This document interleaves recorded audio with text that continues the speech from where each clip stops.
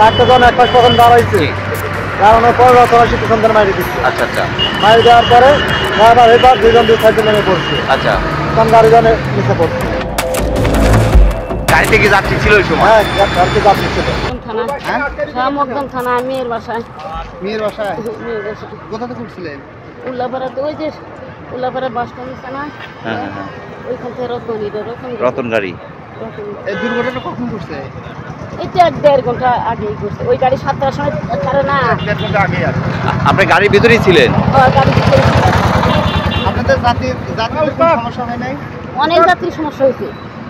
অনেক যাত্রী মনে করে যে কারো পা হারিয়েছে, কারো পা ফেটে গেছে। কতগুলো ছিল যাত্রী? গাড়ি ভর্তি ছিল, অনেক লোক ছিল। কেউ কি মারা গেছে? না, কেউ মারা যায়নি, সব আহত হয়েছে। আহত। ওদিকে একটা ট্রাক ড্রাইভার বা প্রাইভেট কারে কেউ মারা গেছে?